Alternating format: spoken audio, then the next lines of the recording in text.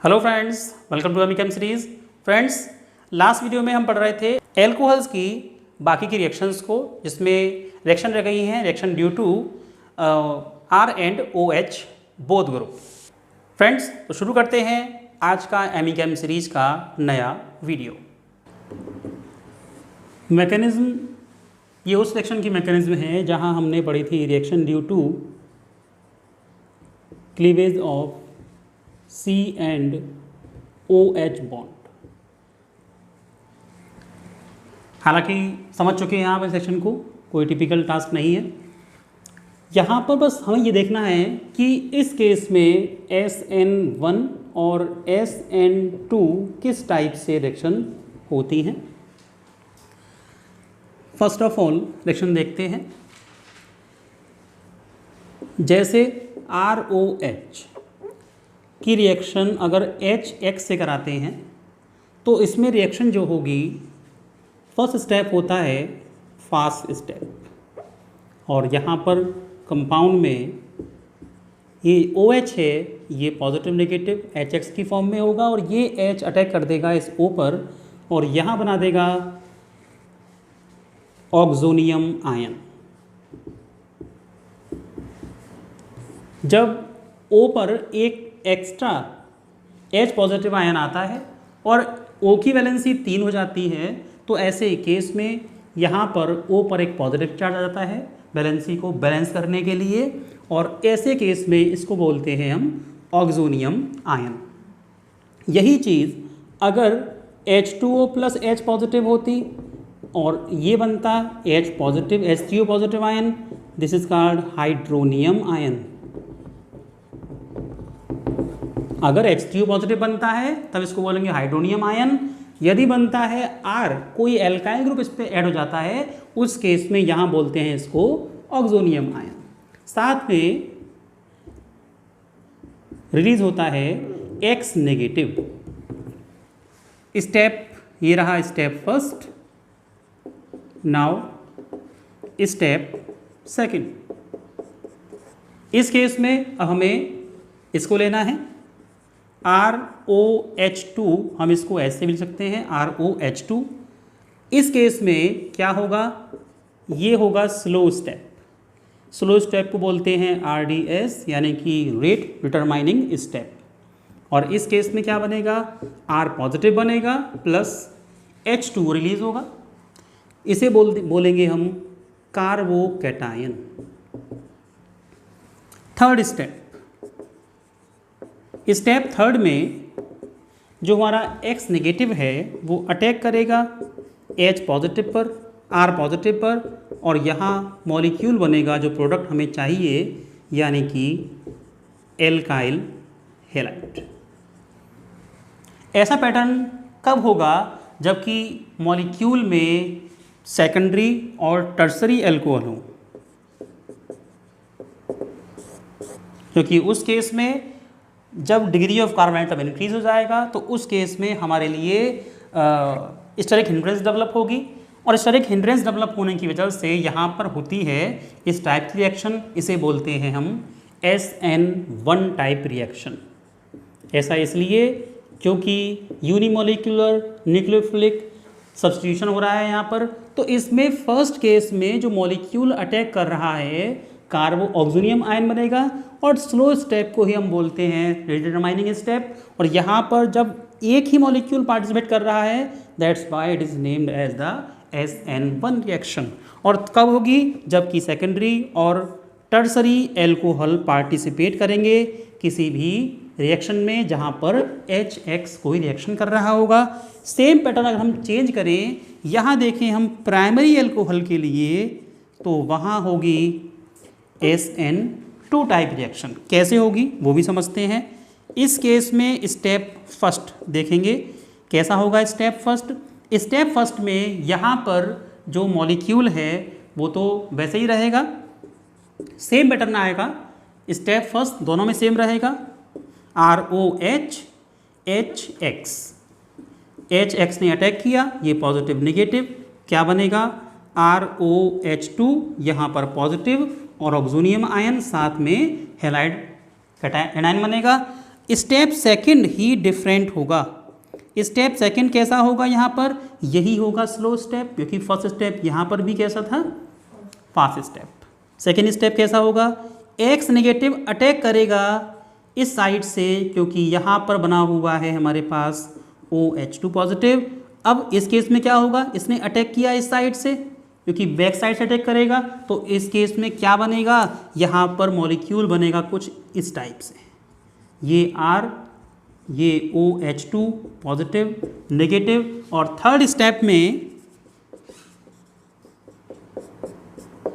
क्योंकि ये क्या है, स्लो स्टेप, और इसे बोलेंगे हम RDS, स्टैंड फॉर रीडिटरमाइनिंग स्टेप। और स्टेप थर्ड कैसे होगा, स्टेप थर्ड में ये मॉलिक्यूल निकल जाएगा, यानी कि X नेगेटिव, चाहे तो हम स्टेप थर्ड यहीं पर शो कर सकते हैं कुछ इस टाइप से। स्टेप थर्ड क्या बनेगा, X तो ऐड हो जाएगा इसमें R, और साथ में H2 निकल जाएगा।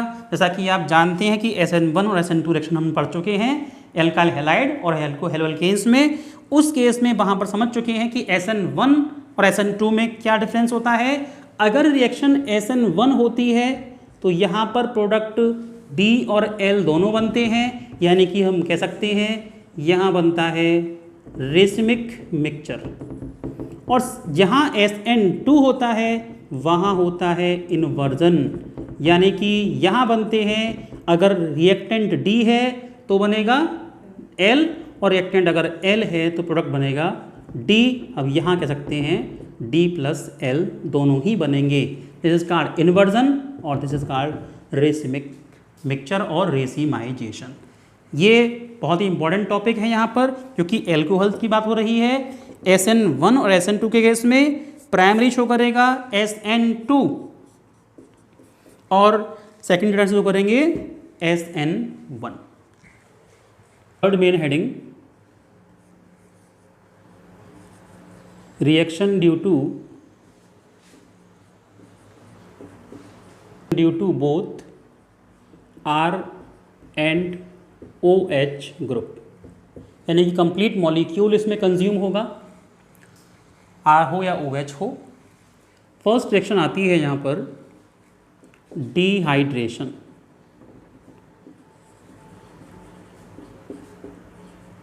डिहाइड्रेशन रिएक्शन कहें या फिर कहें with sulphuric acid concentrated H2SO4।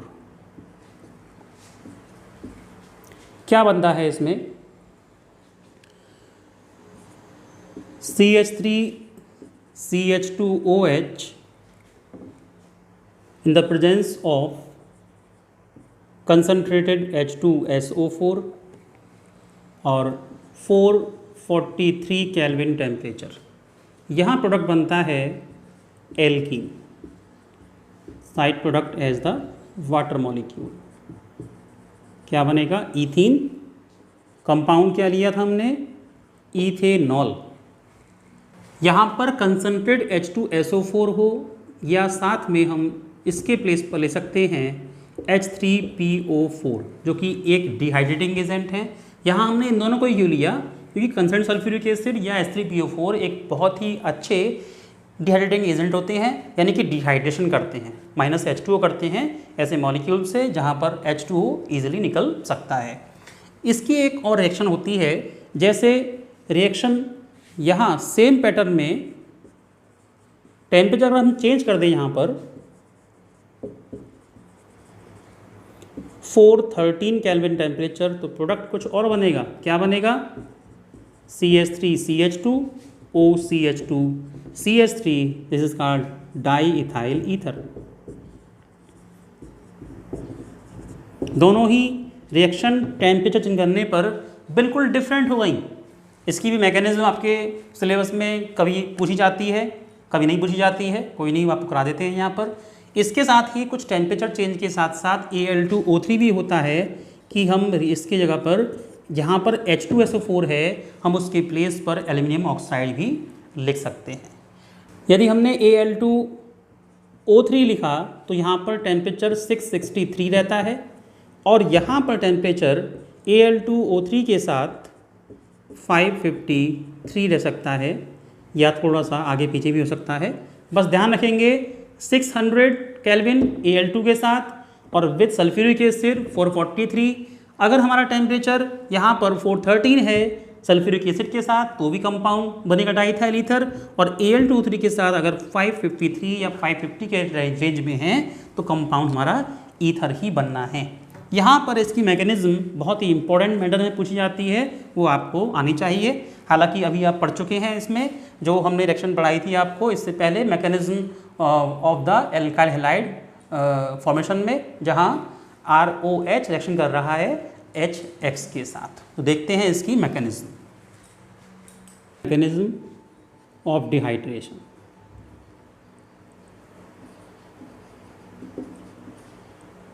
Mechanism of dehydration,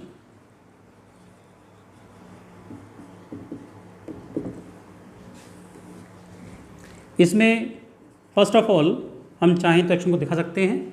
action में क्या होगा, C2H5OH रिएक्ट करेगा सल्फ्यूरिक एसिड की प्रेजेंस में,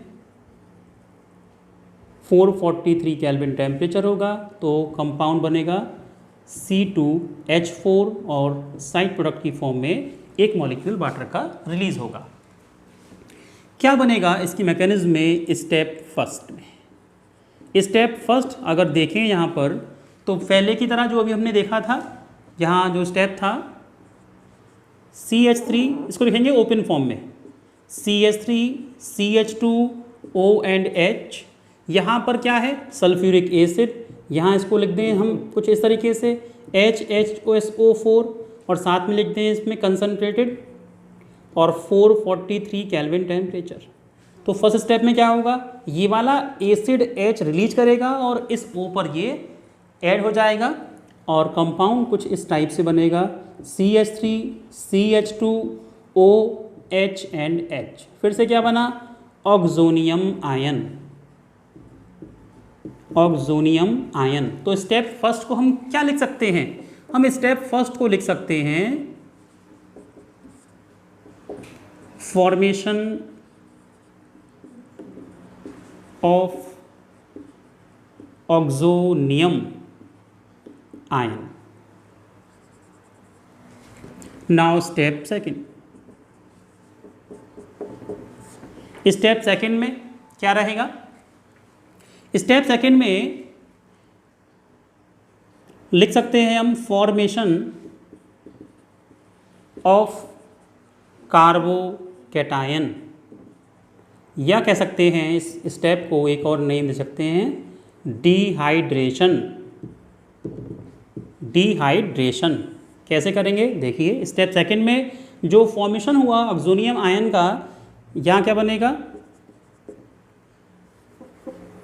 CH3 CH2OH2 पॉजिटिव, ये हो जाएगा रिलीज और क्या बन जाएगा CH3 CH2 positive ion plus H2O, ये बना कार्बोकैटायन।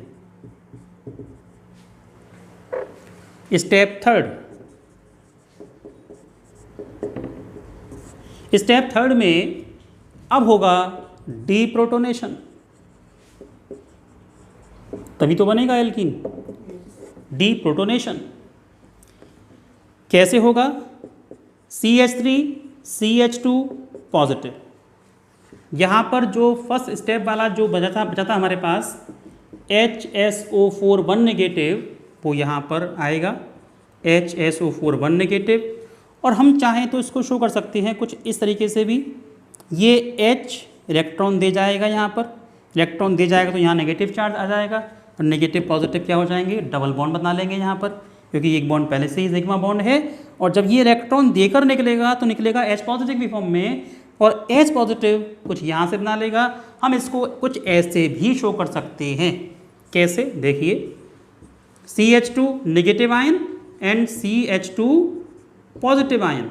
जब हमने ऐसे शो किया और साथ में क्या निकला, यहाँ पर H रिलीज हुआ। हम इसको शो करें या ना करें वो समझने की बात है कि ये ऐसे हुआ, और साथ में प्रोडक्ट बनेगा CH2 double bond CH2 plus H positive ion. हम चाहें तो एरो पर भी शो कर सकते हैं इसको HSO4 1 नेगेटिव को।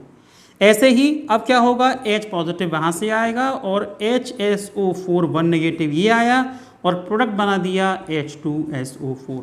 ये केवल समझने के लिए लिखा है, आप एग्जाम में इसको ऐसे ना लिखें, केवल समझने की फॉर्म में ही हैं, इसको आप लिखेंगे नहीं। कब ये इलेक्ट्रॉन देकर रिलीज करके निकला है तो H पॉजिटिव बनेगा, यहाँ पर H पॉजिटिव ये रिलीज हो गया और साथ में जो कि इलेक्ट्रॉन इसने कार्बन ने लिया है बिकॉज ऑफ द हेटेरोलाइटिक फिशन, यहाँ पर कार्बन पर नेगेटिव चार्ज आएगा और ये नेगेटिव पॉजिटिव मिलकर बनाएंगे double bond, H positive release हुआ और H पॉजिटिव ने जो रिलीज जो HSO4 1 नेगेटिव जो था बाई सल्फेट आयन उसने रिएक्शन करी और बना दिया H2SO4। यहीं पर एक स्टेप और बढ़ जाता है, यदि हम टेम्परेचर चेंज कर दें 443 की जगह पर 413 कर दें तो यहाँ पर स्टेप सेकंड में एक स्टेप और ऐड हो जाएगा। यदि यहाँ पर टेम्परेचर हम चेंज करके कर दें 413 केल्विन टेम्परेचर तो फर्स्ट स्टेप सेम रहेगा, कोई चेंज नहीं आएगा। सेकेंड स्टेप भी ऐसा ही रहेगा, लेकिन इसमें सेकेंड स्टेप में एक सब स्टेप और ऐड हो जाएगा। कैसे होगा, यहाँ पर जो मॉलिक्यूल कार्बोकैटायन बना, इस कार्बोकैटायन बनने के साथ साथ ये मॉलिक्यूल अटैक करेगा इथेनॉल के सेकेंड मॉलिक्यूल पर। वो कैसे करेगा, देखिए CH3 CH2 positive carbocation, second molecule को हम कुछ इस टाइप से लिखेंगे OH CH2 CH3। यहाँ पर ये पॉजिटिव आयन अब अटैक कर देगा इस O पर, क्योंकि O एक इलेक्ट्रो नेगेटिव टाइप का मॉलिक्यूल है, एटम है और इस केस में यहाँ पर पॉजिटिव चार्ज वाला यहाँ पर ऐड हो सकता है और क्या बनेगा, देखिए CH3 CH2 O CH2 CH3 and HO positive ion. फिर से एक बार और ऑक्सोनियम आयन बनने के बाद बना कार्बोकैटायन और फिर से बना यहाँ पर ऑक्सोनियम आयन। और ऑक्सोनियम आयन बनने के बाद अब स्टेप जो थर्ड है फिर से वही होगा डीप्रोटोनेशन, और जब डीप्रोटोनेशन होगा तो स्टेप में कोई चेंज नहीं है, बस H पॉजिटिव यहाँ से निकल जाना है पहले की तरह। क्या लिखेंगे, CH3 CH2 OH positive CH2 CH3 और इसके बाद जो है ये प्रेजेंस क्या रहेगी, चाहे हम ऐसे निकाल देते हैं कुछ इस टाइप से। जब इसने किया हेटेरोलाइटिक फिशन तो क्या होगा, यहाँ पर इस फिजन में ये नेगेटिव जो पॉजिटिव चार्ज है फिनिश हो जाएगा, क्योंकि ये नेगेटिव चार्ज इलेक्ट्रॉन देकर निकलेगा, इसका मतलब ये पॉजिटिव चार्ज फिनिश हो जाएगा और कंपाउंड बनेगा ether. This is called diethyl ether and product H positive बना। इस H पॉजिटिव के साथ फिर से दिखा देंगे एक स्टेप और रिएक्शन करके, हम चाहें तो इस रिएक्शन को मर्ज भी कर सकते हैं, यहाँ पर दिखा देंगे HSO4 1 नेगेटिव, प्रोडक्ट बन जाएगा इन लास्ट H2SO4, चाहे हम दिखा देंगे नेक्स्ट स्टेप में और यहाँ बनेगा H2SO4। Second reaction of third main reaction, oxidation. क्या होता है ऑक्सीडेशन में, पहले भी एक फंडामेंटल इसके लिए याद कर लीजिए आप हमेशा के लिए। एन से ऑल से अल या ओन और अल से ओइक एसिड।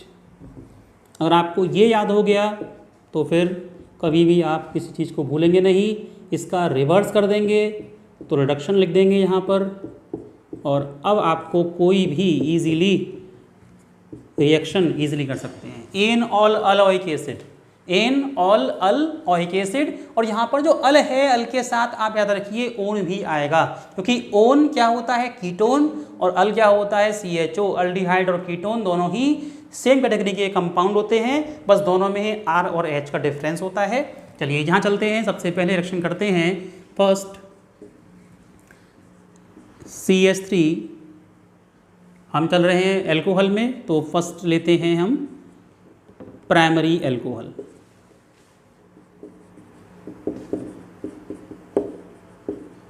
प्राइमरी एल्कोहल की रिएक्शन जब कराएंगे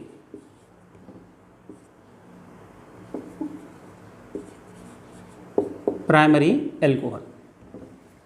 क्या बनेगा, फिर से क्या करना है हमें, एल्केन से एल्केनॉल। हम कहाँ पर हैं इस समय, इस स्टेप से, इससे मतलब नहीं है इस टॉपिक में, हमें ऑल से अल बनाना है। तो क्या बनेगा यहाँ से बनेगा CH3CHO, यानी कि एल्कोहल से बन गया अल्डिहाइड, यानी कि इसे बोलेंगे एसीटल्डिहाइड। और फिर से ऑक्सीडेशन जब होगा तो यहाँ बनेगा एसिटिक एसिड। अगर हम देखें तो नंबर ऑफ कार्बन एटम यहाँ कितने हैं, n number of carbon atom. यहाँ पर भी क्या है, n number of carbon atom, और यहाँ पर भी क्या है, n number of carbon atom. कोई भी चेंज नहीं हुआ है कार्बन एटम में। हमने क्यों लिखवाया, ये आपको अभी आगे मालूम पड़ जाएगा जब हम पढ़ेंगे 2 डिग्री सेकेंडरी और टर्सरी एल्कोहल। अब आते हैं सेकेंडरी एल्कोहल पे, लिखेंगे CH3CHOH एंड CH3। ये है आइसोप्रोपाइल एल्कोहल। इस केस में करेंगे इसका ऑक्सीडेशन तो क्या होगा, same number of carbon atom. हमने अगर लिखा है n कार्बन तो n कार्बन ही होगा। अब क्या बनेगा यहाँ पर, ketone CH3 double bond O CH3। तो क्या बना यहाँ पर, n कार्बन एटम ही आए, कोई चेंज नहीं आया। लेकिन लास्ट पैटर्न में यहाँ पर जब हम ऑक्सीडेशन करेंगे तो मॉलिक्यूल क्या बनाएगा, फिर से बनाएगा CH3COOH और साथ में CO2 मॉलिक्यूल को रिलीज कर देगा। अब CO2 है, बैलेंस करेंगे, चाहे H2 मॉलिक्यूल भी इसमें रिलीज हो सकते हैं। तो यहाँ पर क्या आया, N-1 कार्बन एटम। हमने ऊपर इसलिए लिखा था N carbon atom. First case में कोई भी N चेंज नहीं आया रिएक्टेंट से प्रोडक्ट तक। सेकेंड केस में जिसमें हमने लिया सेकेंडरी एल्कोहल, इस केस में number of carbon atom first step में तो वही रहा, फर्स्ट से सेकेंड स्टेप तक, लेकिन हम जो प्रोडक्ट बना इस केस में उसमें एक कार्बन एटम रिलीज हो गया और वहाँ बना CO2। थर्ड स्टेप क्या आएगा, टर्सरी एल्कोहल। क्या शो करेंगे, CH3 CCH3 CH3OH, यानी कि टर्सरी ब्यूटाइल एल्कोहल। क्या है ये, टर्सरी ब्यूटाइल एल्कोहल। कितने नंबर ऑफ कार्बन एटम है यहाँ पर, 3 नंबर ऑफ, हमने क्या लिखा, n कार्बन एटम। अब क्या करेंगे, ऑक्सीडेशन। यहाँ पर भी -1C होगा, किस फॉर्म में, CO2 फॉर्म में। -1 CO2 हो जाए क्योंकि 3 कार्बन एटम है, क्या बनेगा, एसीटोन। तो क्या हुआ, N-1 carbon atom. Further reaction होगी ऑक्सीडेशन के थ्रू, फिर क्या बनेगा, एसिटिक एसिड। फिर से क्या हुआ, -1 CO2, और यहाँ क्या बना, यहाँ जो प्रोडक्ट है वो रिएक्टेंट के कंपेयर में 2 कार्बन एटम लेस होगा, एसिटिक एसिड। सभी का प्रोडक्ट क्या बना, एसिटिक एसिड। सभी में CO2 निकली, लेकिन फर्स्ट में CO2 को रिलीज नहीं हुआ। सेकेंड स्टेप रिएक्शन में सेकेंड स्टेप में ही CO2 रिलीज हुई है, जबकि टर्सरी एल्कोहल में सेकेंड और फर्स्ट सेकेंड दोनों ही स्टेप में CO2 रिलीज हुई है। ये बहुत ही इंपॉर्टेंट रिएक्शन है किसी भी कंपटीशन पॉइंट ऑफ व्यू से या फिर 12th की एग्जामिनेशन पॉइंट ऑफ व्यू से। Next section is dehydrogenation. Topic यहाँ पर डी आ जाता है। डी का मतलब होता है रिमूवल। रिमूवल का मतलब कोई भी मॉलिक्यूल को रिलीज करना, जैसे कि H2 रिलीज करना, HCl रिलीज करना, CO2 रिलीज करना। तो यहाँ पर डी वर्ड आ जाए उसको समझ जाइए कि कुछ निकलवा रहा है, वो आपसे रिलीज करवा रहा है, एग्जिट करवा रहा है किसी भी रिएक्शन में साइड प्रोडक्ट की फॉर्म में। अब समझते हैं कि डिहाइड्रोजनेशन, कुछ वर्ड आते हैं वो भी समझ लीजिए आप। फर्स्ट वर्ड है डिहाइड्रेशन, जो कि रिएक्शन हम पढ़ चुके हैं। यहाँ पर माइनस होता है H2O मॉलिक्यूल। फिर टॉपिक अभी आया डिहाइड्रोजनेशन, टॉपिक में ही छुपा हुआ है नाम, हाइड्रोजन -H2। क्या है, -H2। अब टॉपिक आता है नेक्स्ट डीकार्बोक्सिलेशन। यहां क्या होगा, -CO2, जो कि रिएक्शन अभी हुई थी जहां पढ़ा था आपने ऑक्सीडेशन। और एक टॉपिक और है हाइड्रो हेलोजिनेशन, इसमें क्या होगा -HX। तो dehydration, dehydrogenation, dehydrohalogenation and D carboxylation. एक और आता है रिएक्शन डी अमीनेशन, डी एमिनेशन, नाम से क्लियर हो रहा है क्या होगा, अमोनिया -NH3। बहुत ही अच्छा टॉपिक है, ये याद रखिएगा। डी का मतलब रिलीज होना, हमने यहाँ पर अगर डी निकाल दिया इसका मतलब ऐड होना, हमने कहा हाइड्रोजनेशन या हाइड्रेशन इसका मतलब +H2O, हमने कहा हाइड्रोजनेशन इसका मतलब +H2, हमने कहा कार्बोक्सिलेशन +CO2, फिर क्वेश्चन आया हाइड्रो हेलोजनेशन यानी कि +HX, और लास्ट में कह रहा है वो अमीनेशन यानी कि NH3 उस मॉलिक्यूल में, उस कंपाउंड में ऐड होगी। ओके, आगे देखते हैं रिएक्शन को।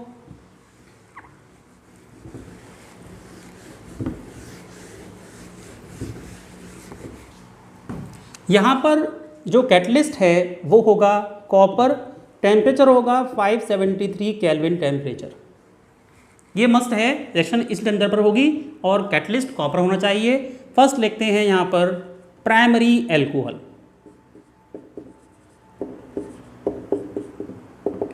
बस ध्यान रहे कि इस केस की रिएक्शन में कंपाउंड को ओपन फॉर्म में लिखेंगे इस तरीके से। क्या बताया यहाँ पर आपको, डिहाइड्रोजनेशन H2 रिलीज होनी है, एक H तो ये गया और एक H हमारा ये गया।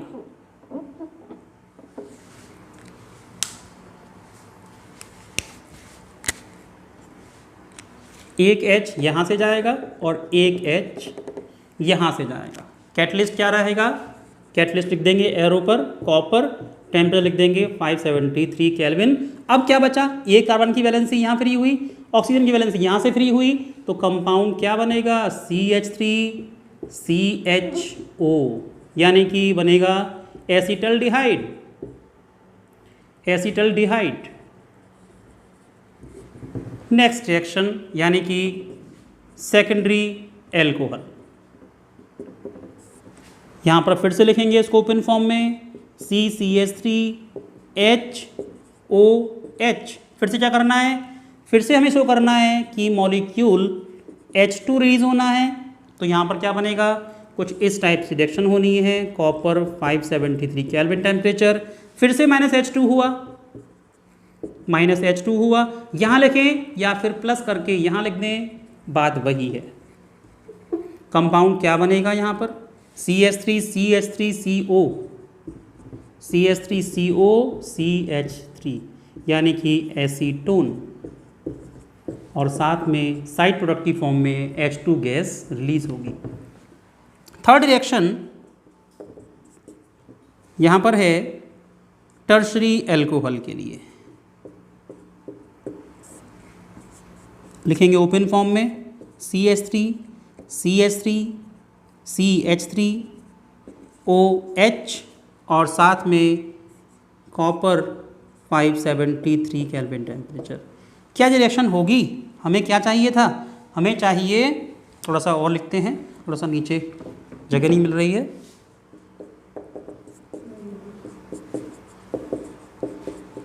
टर्शरी एल्कोहल की CH3CH3CH3 एंड OH। यहाँ लिखेंगे नो रिएक्शन, नो रिएक्शन, क्योंकि कह रहा है वो आपसे डिहाइड्रोजनेशन, जब H है ही नहीं, यहाँ से H निकलना पॉसिबल ही नहीं है, तो पॉसिबल नहीं है कि यहाँ से ये रिएक्शन हो। लेकिन रिएक्शन पॉसिबल है कब, जबकि हमारा जो टॉपिक है डिहाइड्रोजनेशन को हम छोड़ दें, यहाँ पर होगा डिहाइड्रेशन। तो ध्यान रखें, टर्सरी एल्कोहल डिहाइड्रोजनेशन नहीं देता लेकिन डिहाइड्रेशन देता है, समझने की बात यहाँ पर ये है। तो रिएक्शन अगर होगी सेम पैटर्न में तो क्या दिखाएंगे, रिएक्शन नहीं होगी, लेकिन कब होगी, जबकि यहाँ निकलेगा H2O मॉलिक्यूल और कंपाउंड क्या बनेगा फिर, भाई यहाँ से तो निकलेगा एक H और यहाँ हम कैसे लिख सकते हैं इसको CH2H, तो क्या निकल गया, यहाँ से निकला H2O। तो लिखेंगे यहाँ पर डिहाइड्रेशन, ना कि डिहाइड्रोजनेशन। क्या हुआ? डिहाइड्रेशन, कंपाउंड क्या बना? एल्कीन, ये बना isobutylene. Reaction not possible but dehydration possible. बहुत ही इंपॉर्टेंट रिएक्शन है किसी भी कंपटीशन पॉइंट ऑफ व्यू से और क्लास 12th के बोर्ड एग्जाम के पॉइंट ऑफ व्यू से, इसलिए इसको आप बिल्कुल याद कर लीजिए अच्छी तरीके से।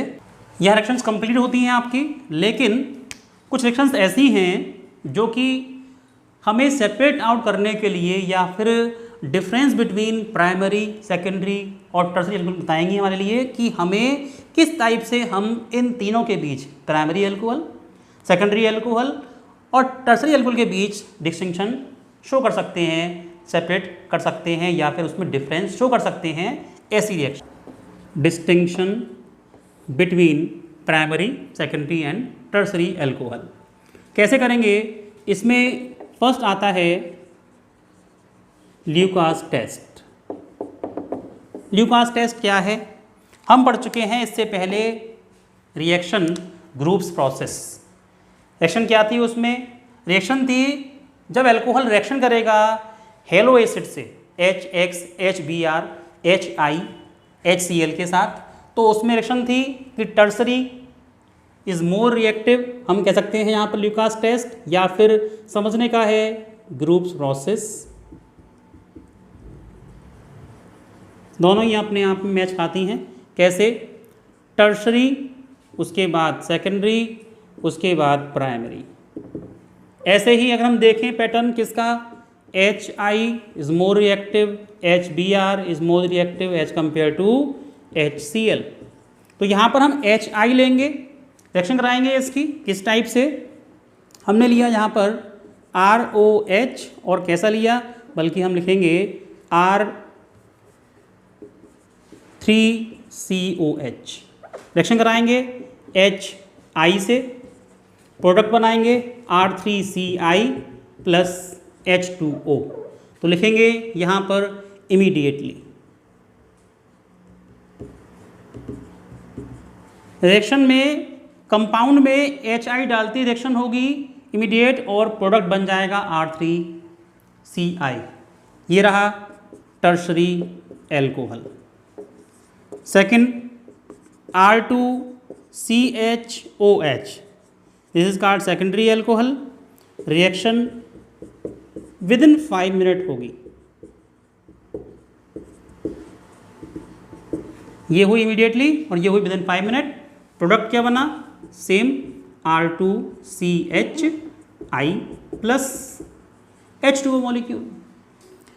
थर्ड रिएक्शन RCH2OH यानी कि प्राइमरी एल्कोहल के साथ HI की रिएक्शन।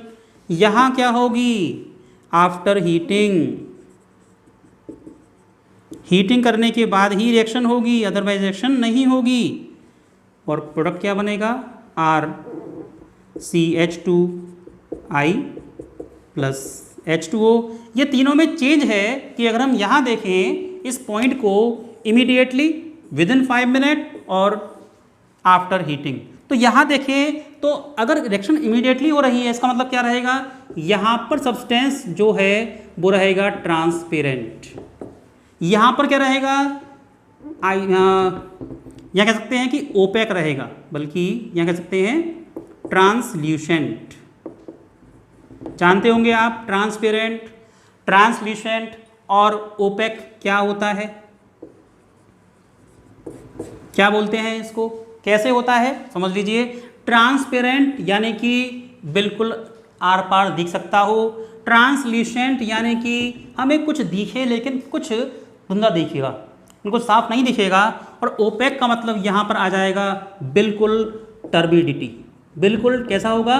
टर्बिडिटी यानी कि कैसी होगी? बिल्कुल हमें आर पार बिल्कुल दिखाई नहीं देगा, गदलापन दिखाई देगा। जैसे कि हम कह सकते हैं कि एक शीशा कैसा हो, बिल्कुल गंदा सा शीशा हो उसके आर पार हम कुछ भी देख नहीं पाएंगे। अगर शीशा बिल्कुल साफ हो, यानी कि मिरर जिसे कहते हैं ग्लास बिल्कुल साफ हो, तो उसके आर पार देख सकते हैं। इसके साथ ही हम ग्लास में कुछ सब्सटेंस ऐसा फिल कर दें जो कि कुछ सब्सटेंस ट्रांसपेरेंट ना हो, तो वहाँ पर हम इसके आगे पार नहीं देख सकते। तो क्लियर हो गया होगा आपके लिए ओपेक, ट्रांसलिसेंट और ट्रांसपेरेंट। ये पढ़ चुके हैं आप, क्लास फिजिक्स में पढ़ चुके हैं इस चीज़ के लिए।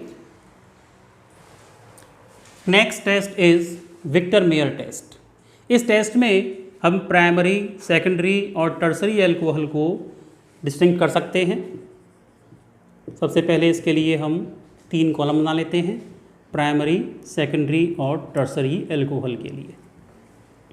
यहाँ पर लिखते हैं हम RCH2OH। रिएक्शन फर्स्ट होगी इसकी P एंड I2 से। तो क्या बनेगा? RCH2I। रेड P और I2 होगा तब तो I लगाएगा, रेड P और HI होगा तो क्या करेगा? यहाँ से O हटाएगा और H लगाएगा और एल्केन्स बनाएगा। बस समझने का यहाँ पर मैटर है कि P प्लस I2 है, P प्लस HI नहीं है। तो क्या बनाएगा? Alkyl iodide. नेक्स्ट सेक्शन होगी इसकी AgNO2 से। प्रोडक्ट बनेगा RCH2NO2, नाइट्रो एल्केन। या बना एल्काइल हैलाइड यानी कि एल्काइल आयोडाइड। सेकेंड केस में बना नाइट्रो एल्केन। फर्दर रिएक्शन करेंगे HNO2 से, तो प्रोडक्ट बनेगा R double bond NOH single bond NO2। This is called nitrolic acid with the red colour.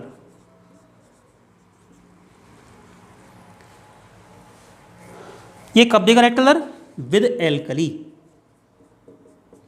With base या विद एल्कली। अगर हम इसमें एल्कली ऐड कर दें, हम इसमें बेस ऐड कर दें, तो कैसा कलर देगा? ये कलर देगा रेड कलर। अब देखते हैं सेकेंडरी एल्कोहल R2CHOH। रिएक्शन फिर से कराएंगे P प्लस I2 की। प्रोडक्ट बनेगा R2CHI। रिएक्शन कराएंगे इसकी AgNO2 से। प्रोडक्ट बनेगा R2CHNO2। फिर से बना नाइट्रो एल्केन। फर्दर रिएक्शन कराएंगे अगर हम HNO2 से, तो कंपाउंड कुछ डिफरेंट बनेगा। कैसे? यहाँ पर 2 H थे, डबल बॉन्ड NOH आ गया, यहाँ पर एक H है इस कार्बन पर, तो क्या बनेगा? R2C single bond N double bond O and NO2। ये R2 है। अगर हम इसको ऐसे लिखें तो क्लियर हो जाएगा कि वैलेंसी यहाँ पर इसकी कंप्लीट हो रही है। अब क्या करेंगे? इसको बोलेंगे हम सीरोनाइट्रोल। और अगर हम इसमें बेस डालें तो कलर देगा ये ब्लू कलर विद बेस या एल्कली। यहीं पर अब लेते हैं हम टर्सरी एल्कोहल R3COH। रिएक्शन कराएंगे P एंड I2 के साथ। प्रोडक्ट क्या बनेगा? R3C and I। अब क्या लेंगे? यहाँ पर लेंगे AgNO2। रिएक्शन होगी R3CNO2। क्या बना? Nitro alkene. और रिएक्शन फर्दर कराएंगे HNO2 से। इसका मतलब क्या है? भाई H तो है ही नहीं इसके पास। यहाँ पर 2 H थे, यहाँ पर 1 H था। जब 2 H थे तो यहाँ बन गया नाइट्रोलिक एसिड, यहाँ पर 1 H था तो बन गया सीरोनाइट्रोल। और अब इस केस में एक भी H नहीं है, यहाँ लिखेंगे नो रिएक्शन। और यहाँ पर सब्सटेंस जो रहेगा हम कह सकते हैं कलरलेस।